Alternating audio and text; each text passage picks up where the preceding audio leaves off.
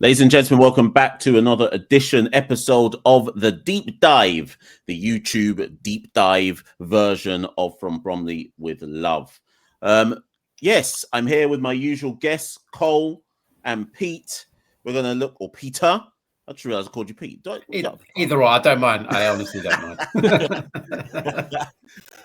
But Cole and Pete, looking back, I think it's been about, I was just looking earlier on, it's been about a month since we checked in, so maybe these things will become monthly. We've had 5 league games, 1 Virtu Trophy game. We're going to kind of just look back over that last month and a bit, or the month of September, early October, to assess how Bromley have been doing. The last time we spoke to you all, Bromley had not lost yet.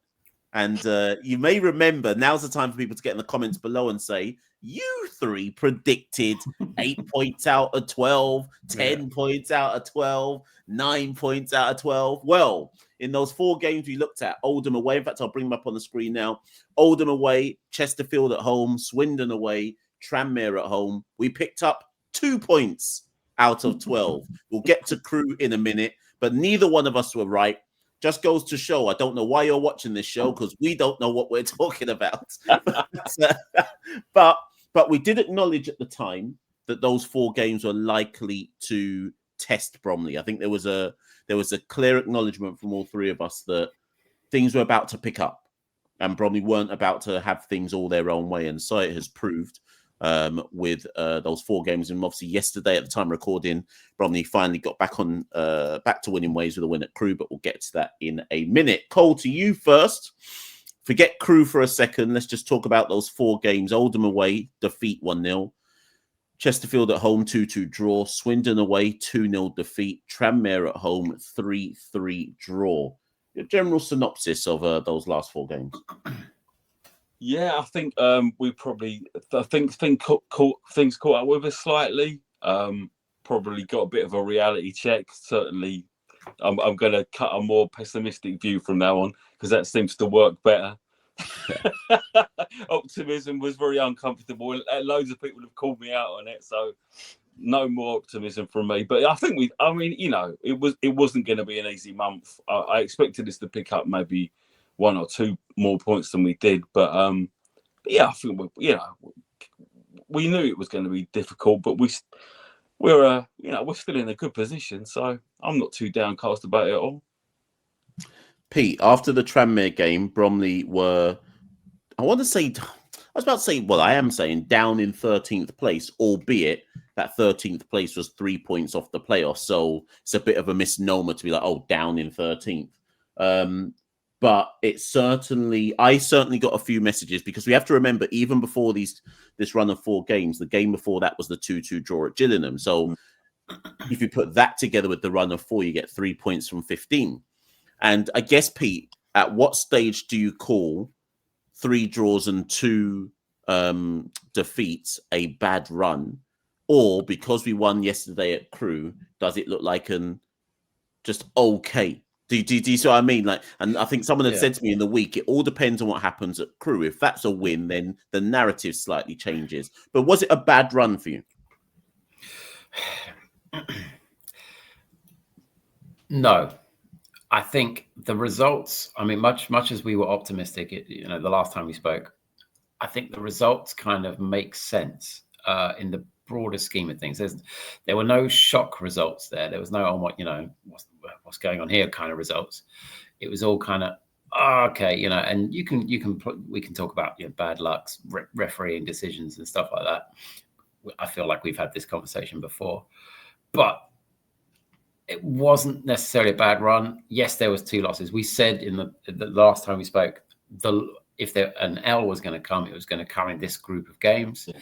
It did. It just happened to be two L's in the end.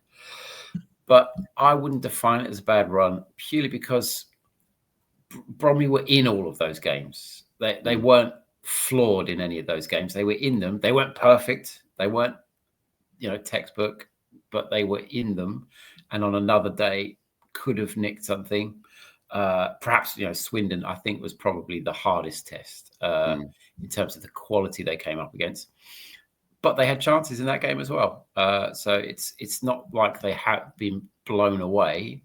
Therefore, I would say in the grand scheme of things, it wasn't a bad run. It was just sort of a dull run. I like that. Yeah, I like that description. A dull run. It's worth noting for everyone listening that even now, as we discuss this, Oldham. So I should just point out at the time of recording, there are only 2 teams in League Two.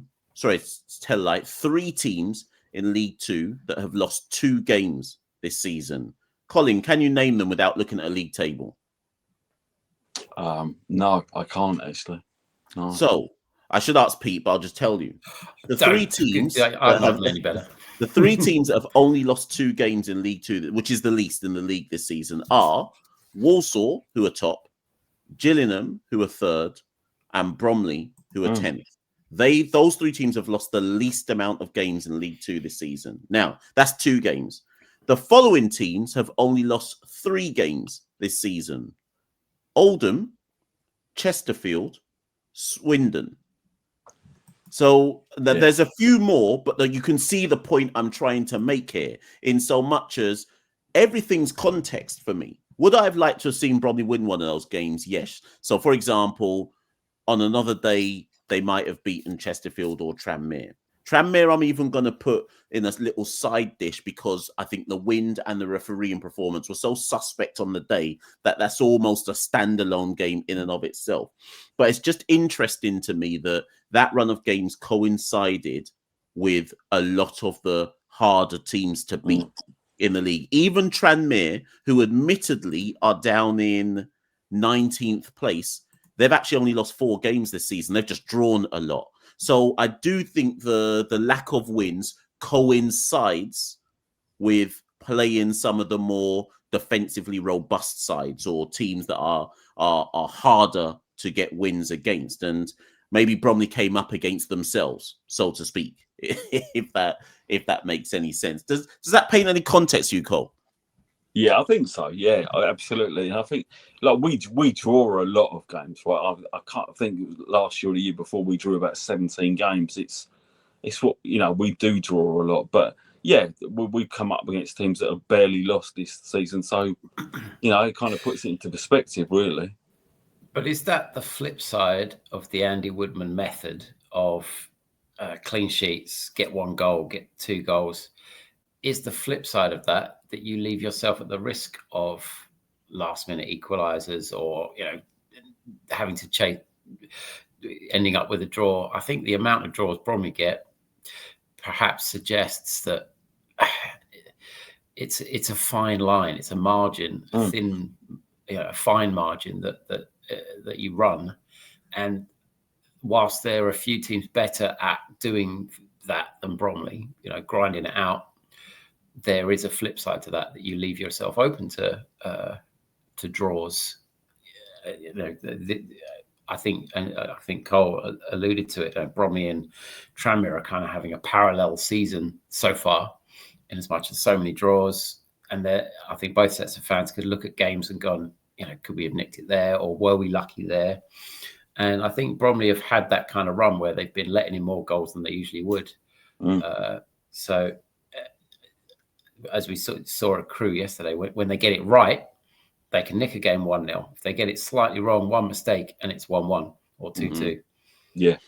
And just to back up your point there, Bromley have drawn the most games in the league this season. Them and Oldham have drawn 6 games this season. And not to look to, we've only played 12, and this is a 46-game season, so I'm not trying to get too far ahead. But it will be interesting to see how many of those points that were drawn you look back on at the end of the season and go, coulda, shoulda, woulda. Whether that be late goals conceded, bad decisions, etc. Speaking of bad decisions, this wasn't on my list, but tomorrow Bromley have to put in their appeal, if they are going to appeal, against Andy Woodman's sending off at home to Tranmere. It was interesting to hear Andy's comments after the game at Crewe, where I think with now a cool head and a few days to reflect on it, I took his comments to be, I shouldn't have done that. And I suspect he's going to be on the end of a lengthy ban from the FA, minimum 3. I don't know what the kind of time or what these can be extended to, but based on the wording of what the FA have said, if it's not 3, I'd be very surprised. If it's more, I'd also not be surprised. Yeah, I agree. I think and I took the same go from on. No, sorry, mate. Yeah, I took the same from the interview. See, I thought it was a really good interview post-match yesterday. Very self-aware, very humble. Really pleased with what happened yesterday, but also sort of acknowledging, like, yeah, that wasn't great last week. Yeah, I got the feeling that I imagine the referee's report had more than just sending Andy Woodman off. I imagine there was afters as well. Whether it's just speculation. There'll be people who know exactly what went on afterwards. But if the referee's report has got anything other than Andy Woodman giving him a lot of lip and getting him sent off, then there is every chance he could serve more games. But it's speculation. But yeah, so the wording suggests they're doing their best to minimize the damage. But it is what it is. One way or another, I get the feeling he's got a good team behind him, and they can pick up. And I don't know what the rules are on him watching the games from afar and sort of having input, but it might actually be good for him to have a bit of a step back, see the game from a wider angle, and it might give him a different perspective. I don't know, but one way or another, he knows he's fluffed his lines, but he's a passionate guy, and I think actually, weirdly, fans like to see that. They like to see a guy who's going to stick up for his team, backs to the wall. He's included, and I don't think too many fans are looking at him going, "What a wally."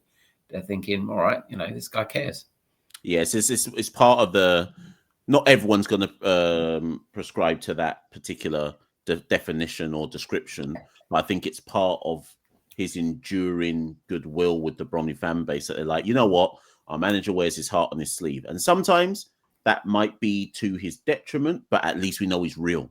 And I think I will say that it sets a bad example.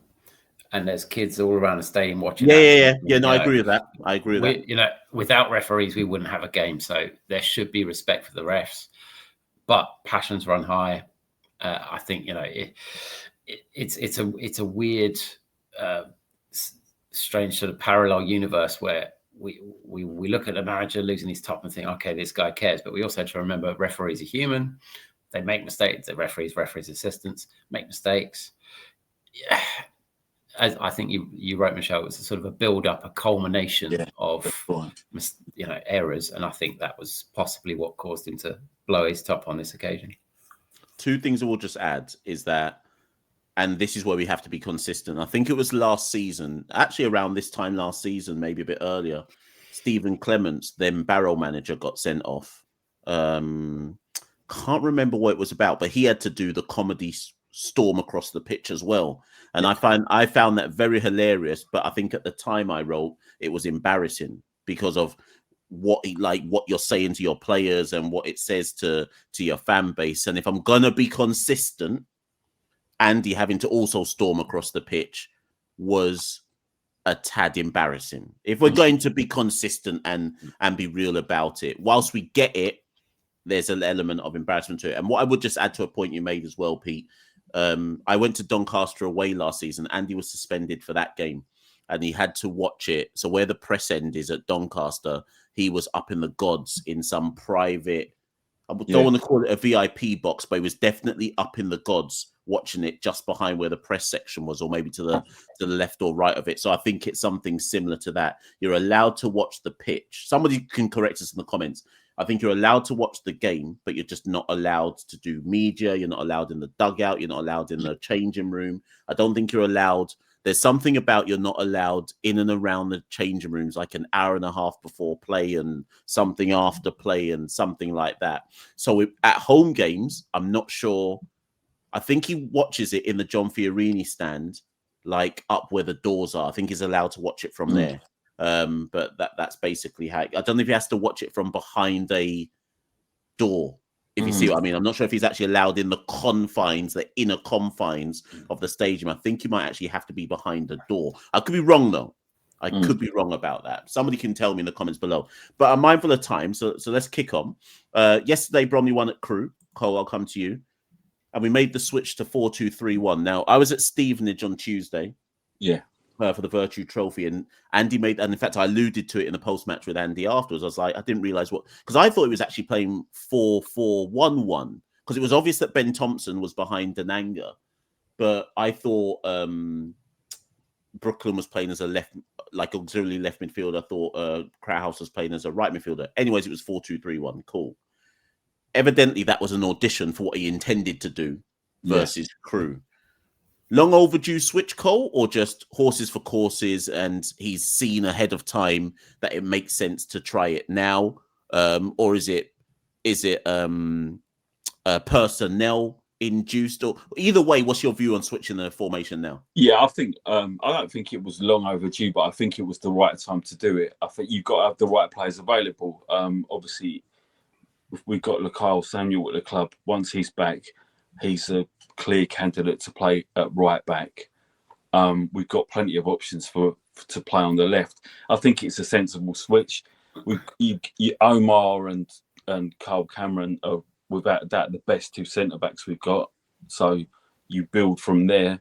It seemed like a really sensible move. I watched the Stevenage game rather. I thought we looked really good considering that they're top of the division above us. I thought we did really well, and I thought, yeah, this is a sensible move, and we'll probably make sure that we don't concede as many of the silly goals that we've been conceding, out of character goals, really. So yeah, I think it's a good move. Now, Pete, the only thing, and I've written about it at length on from bromlywithlove.news. Subscribe, everyone. But I've written at length about it probably in the last month or so. Actually, I was audibly kind of calling for Cheek to be up front on his own. The problem is we've got so many strikers. Now, that's the only thing I don't understand. Well, not don't understand. That's the only thing I think Andy's going to have to now manage. You suddenly then, if you go with Cheek up front on his own, which we know works, it's worked. He did it last season. Cheek did it in the National League when Crowhouse and Whiteley played behind him. Ben Thompson is brilliant in that role behind Cheek, which I'll get onto later on. But then how do you manage Denanga, Kabamba, Amula, who's still looking to try and get a proper look in? All of a sudden, you're looking at maybe only one striker coming off the bench because you don't really take Cheek off. If you take Cheek off, it's 1-for-1. If you're leaving Cheek on, it's still only one coming on. You're not going to take Cheek off and bring on two, if you see what I mean. How do you manage that, Pete? Well, if you're keeping it one up top, which makes perfect sense, when you switch to 4-2-3-1, it closes the door on Denanga. It closes the door on Amulu. There's no way they're going to get into the team because they play a different style of football. Yeah. And it's nothing. Well, actually, I don't know about the young guy from Palace. I've not seen him, but being such a young guy to say, "Hey, go up front on your own," that's a big call. It would be a big call in youth football, let alone in senior football. Going to one up top closes the door on them. No one really can do exactly what Michael Cheek does because he's almost created a niche for himself. But of the two, Kabamba is the closest in terms of being able to mimic his style of play, bringing guys in, getting in behind, looking for flick-ons, just knowing what's coming next. Michael Cheek has this weird habit of knowing what's coming next. And the top strikers do, from everyone from, Gary Lineker to, all the best finishers, Michael Owen up to the modern day. They all had that knack of kind of knowing what's going to happen next, knowing where to be. And you can't replicate that. It's a unique type of player. But the thing that worked about a three-man defence, when it worked for Bromley, going possibly back to National League days, was when the wider defenders were bombing on to create overloads. Deji was particularly good at it, carrying the ball up. And suddenly the opposition are, hang on, we're outmanned here because this guy's carrying a ball up into our territory. We are marking all the guys we're supposed to be marking. Where's, how do we manage this overload? But in the current recent seasons when Bromley have been playing a 3, they haven't been bombing on with the ball. They haven't been ball carrying. Yeah. Carl Cameron could do that. That's what he was tasked with doing when he played for Notts County. He was a ball player. He was a ball carrier to create those overloads. And that 3-man defence works best when they have some attacking impetus. When you don't have that, you just have 3 defenders, which is fine if you're having to deal with 2 strikers. All right, maybe that helps. But the switch to the 4-man defence just adds, it negates that. It gives you an extra man to be able to play with through the middle. And they need that at the moment. And I mean, I think you're going to talk about Ben Thompson later, but I think it's exactly what Bromley have been crying out for, is a guy who can get on the ball, do multitask. He can be defending 1 minute. He can be spearheading an attack. He can be getting off a rifle of a shot. They've been missing that. And Corey Whiteley has been, I hear it in the North Terrace, people are a bit on his back, and purely because I think they're they can see the effort, but they're not seeing the product that he's put, the end product from Corey Whiteley at the moment. So I think Ben Thompson is the logical choice. And I think that it may, if they can keep him in the team for a while, I think it might make a big difference. Yeah. Well, Pete can obviously see where I'm going here with this particular line of thinking. Before I come to you with this point here, Cole, I should just add the other thing about Cheek and why Kabamba's the natural replacement for him when there's changes, is both of them are underrated when it comes to defensive clearances and set pieces as well. Like Cheek and Kabamba, I don't want to say they're as good as central defenders, but they win a lot of headers from defensive, whether it be corners, whether it be set pieces. And I think that's all. When you take Cheek off, you're not just taking off his goal threat. You want a striker who can come back and be a man mountain to clear set pieces as well. And notice that with Kabamba in the last 10-15 minutes at Crewe, that he got on the end of a lot of second balls, first impacts defensively as well as offensively. And Denanga and that's just not their game. You wouldn't be asking them to do that. But midfield free, Cole, Pete's just touched on it, and it's exactly where I was going next. If we play this 4-2-3-1, the one, as in the attacking midfielder behind Cheek, is Ben Thompson, who probably best suits the role. Now, again, I think I made this point in an article earlier this season. When you look back at last season's stats, obviously everyone goes on about Cheek's 25 plus goals, but the next highest goal scorer for Bromley was actually Ben Thompson. Right. Yeah. It was only 6, but I say only 6. They were all crucial goals, like the winner at Doncaster. That was Ben Thompson, right? Ben, I think, is underrated because everyone kind of looks at his diminutive size and they think, oh, he's a central midfielder. But his most effective performances for Bromley have always come in that hole, usually behind Cheek, just popping up, winning more than his fair share of headers for a start, and just having a knack of knowing where to be in and around Cheek. Like Pete just said about Cheek, Ben seems to know where the ball's going to drop in that little hole area. And when Corey Whiteley's back, I think his place is probably under threat. But not just that, Cole. So I wanted to touch on that, but I also want you to touch on who's the midfield 2, because at the moment it seems to be Charles and Arthur's. Will Hondermark is probably sitting there thinking, hold on, what do I have to do to... And all of these are good problems. He's probably sitting there thinking, what do I have to do to get back in the side? I get why it's Charles and Arthur's, but what would be your midfield? Forget the wingers, because Pinnock's going to be one. That's a given. At the moment, it looks like Crowhouse on the other, but if Carl Samuel comes back and plays, it may well be Marcus Eiffel who plays there. What's your middle 3? Yeah, like, I agree. I think I want Thompson in the team every week. Charles Charles does a good job, and Arthur's, you know what you're going to get for Arthur's. So, but I really like Hondermark, but I don't know which one I would leave out.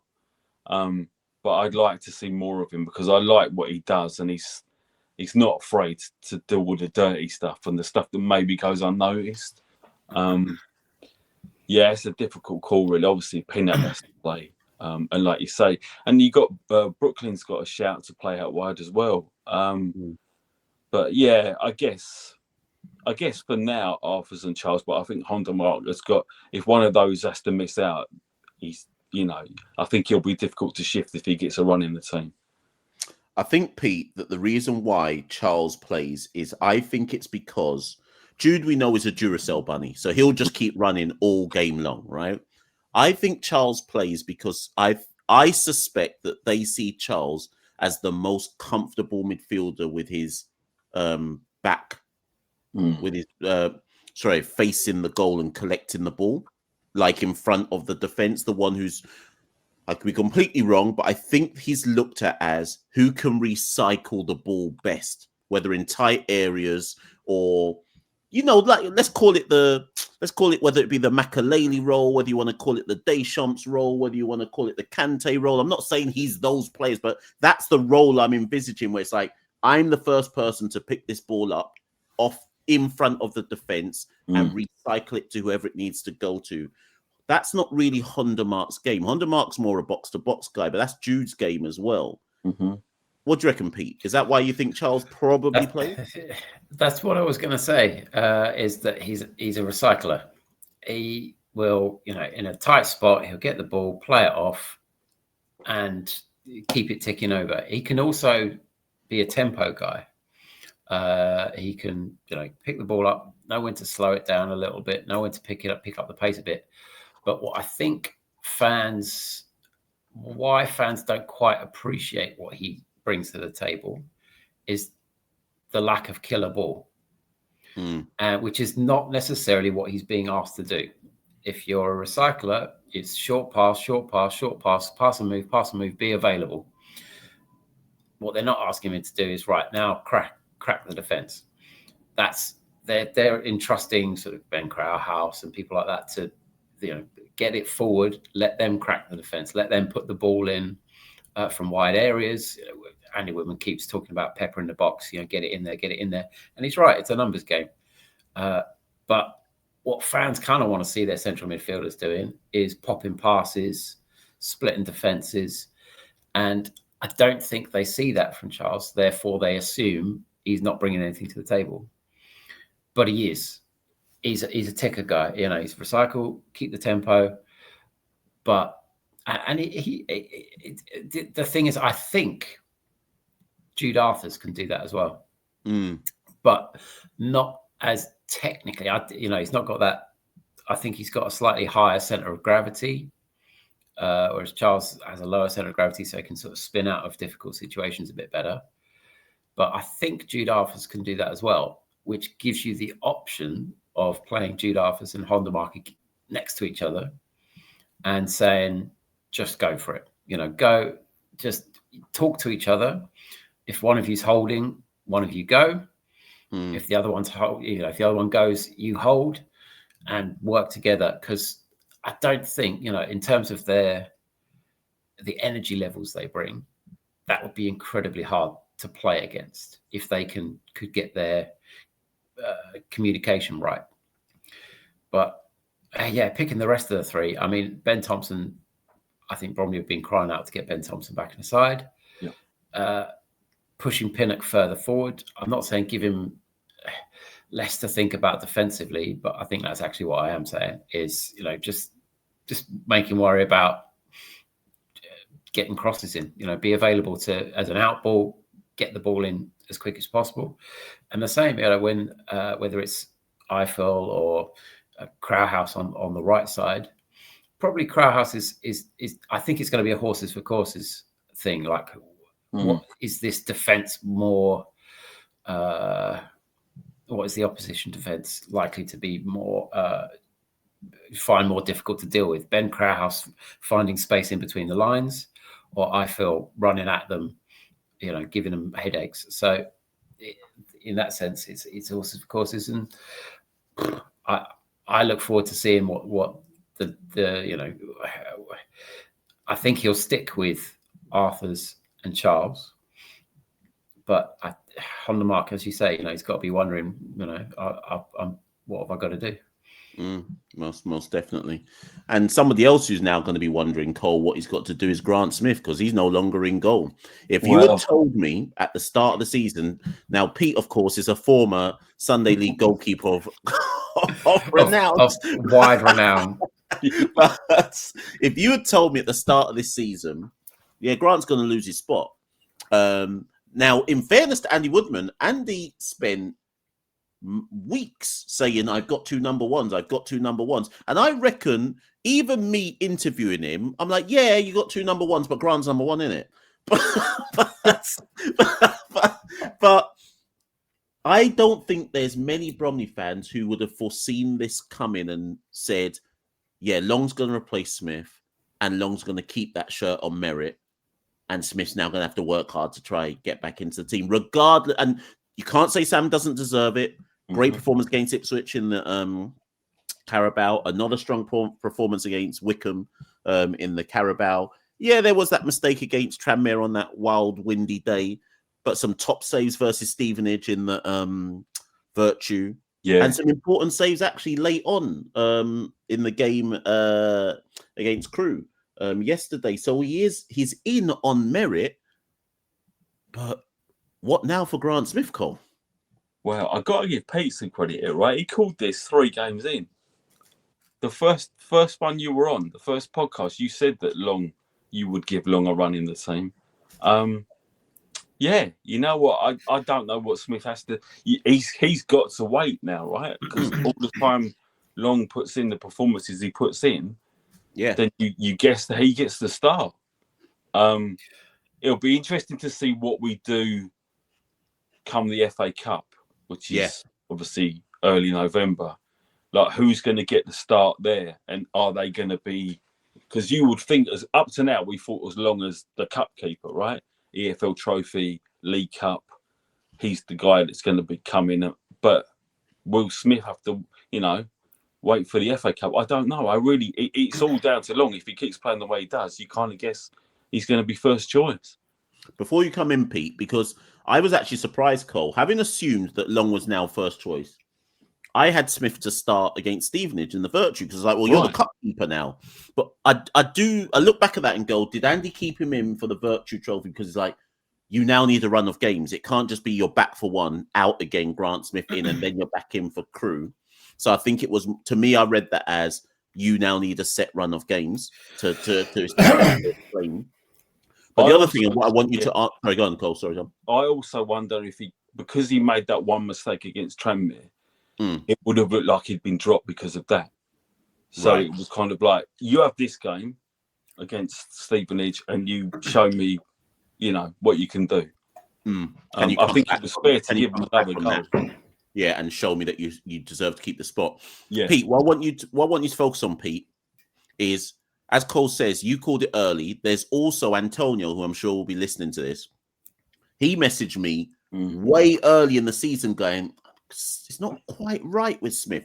And Antonio, when you're watching this, I apologize because I aired you when you said that. And I was like, oh, what's he talking about? What's he talking about? Smith's the keeper. But Smith then had a shocker against Swindon. I think certainly one of the goals. Was it both or one? Might have been both. Both goals, I think you could say, were down to his errors.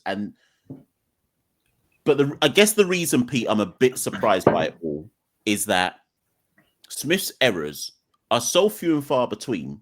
But I'd love to know, without asking Andy, what was it that he saw? And obviously, Andy's a former keeper, that made him think, yeah, you're not on it right now. What did you see, Pete? Because you called it early. The reason I called it early is because Grant Smith is rushing. He is rushing clearances.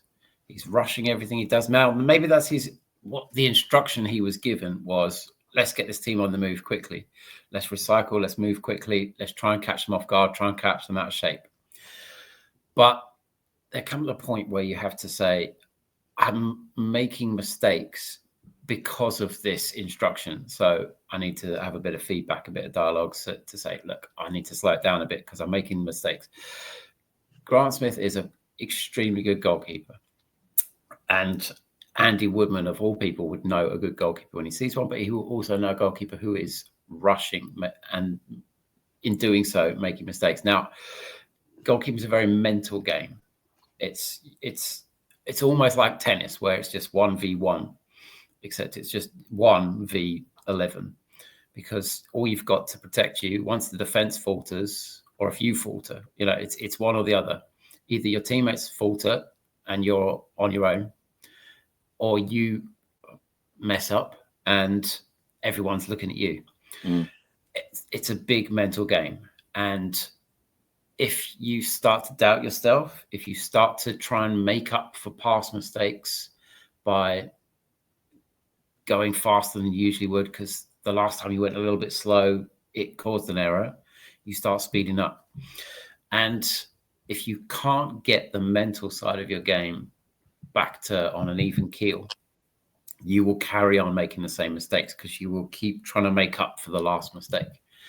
And it's why, in youth football with goalkeepers, they always try and get the goalkeeper the ball early, just get that first pass out of the way, get that first catch out of the way, whatever it is, get it out of the way, just that first thing, just so you're like, okay, right, everything's going to be okay.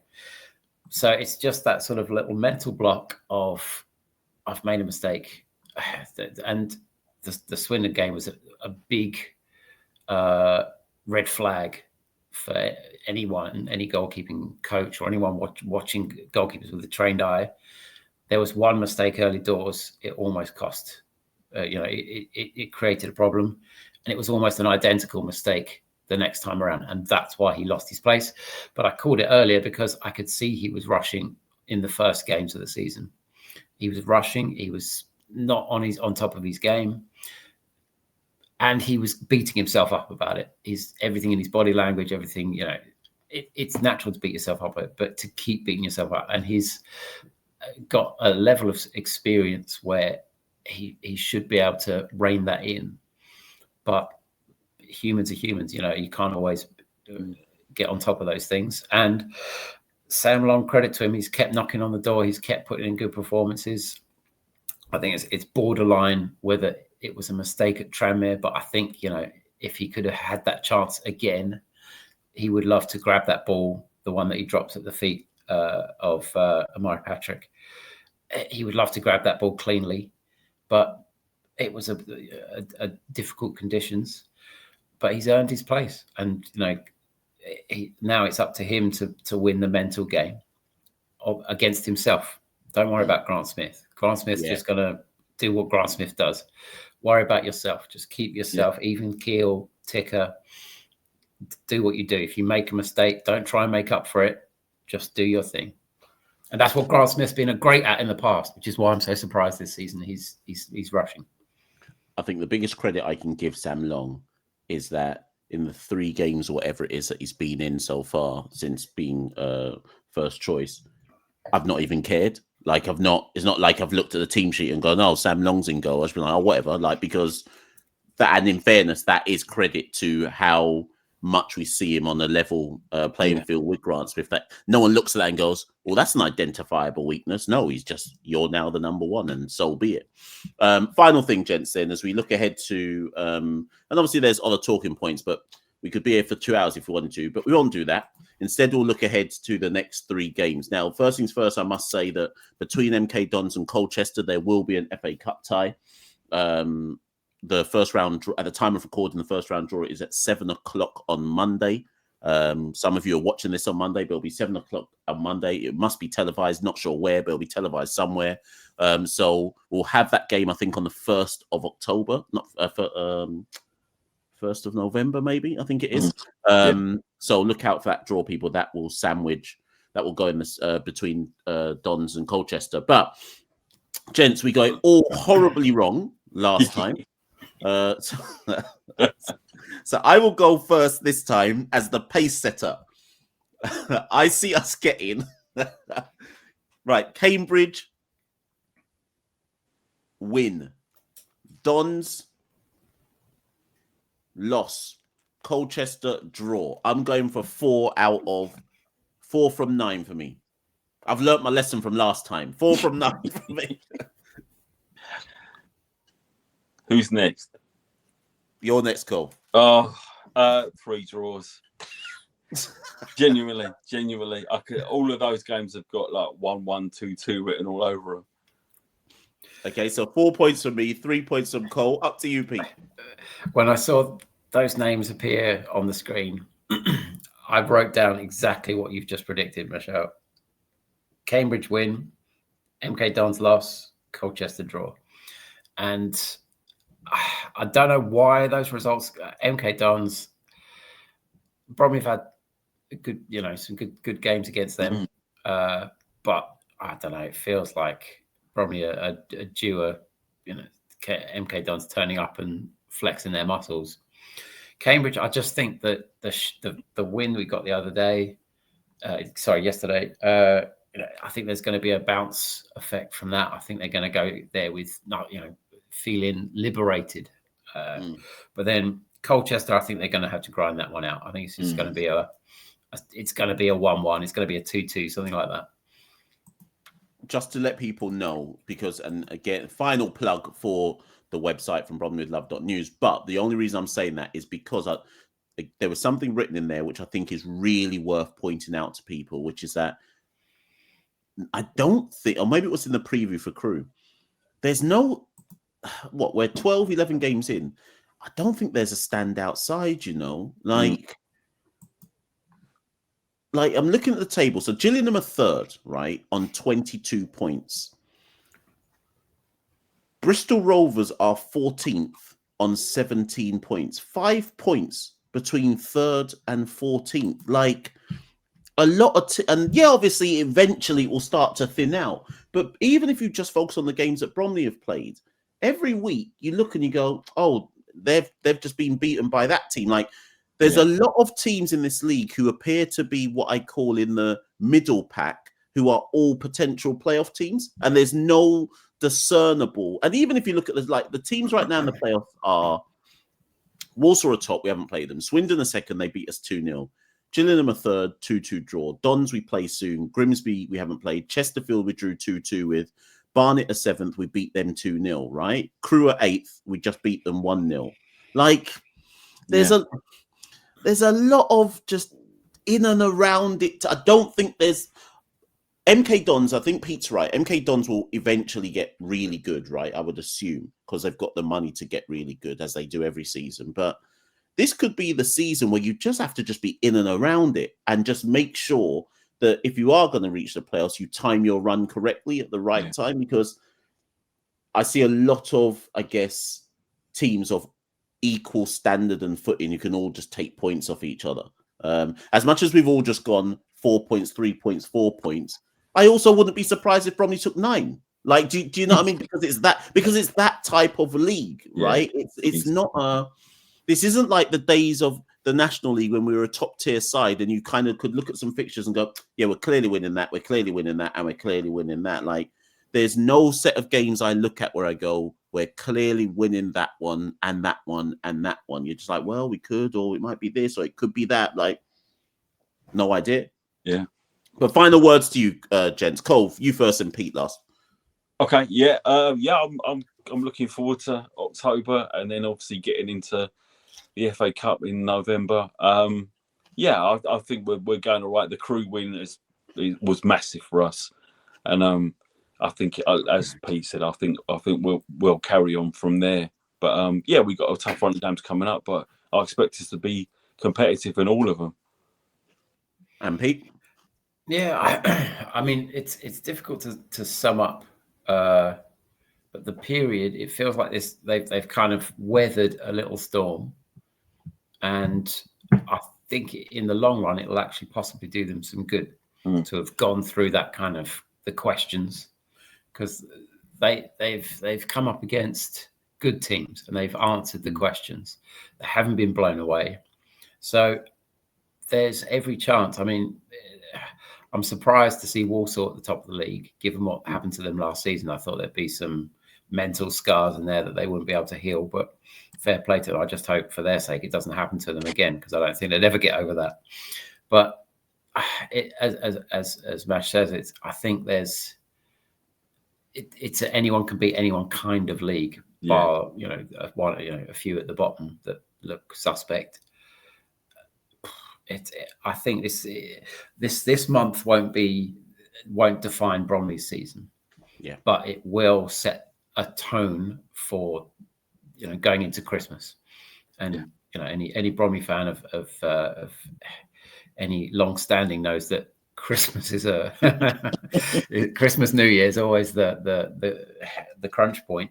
Yeah, but this phase will set the tone going into as the winter sets in. We don't want a solstice slump.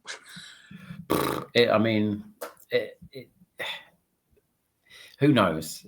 Maybe this is the season that they buck the trend. But I think there's every reason. I mean, I was super positive in the last one we did, and I'm still feeling the same kind of verve of it's everything to play for. And as Mash says, stay in and around it and pick your moment. And Bromley are very good at that, picking their moment to go on a run. So it's just stay in and around it.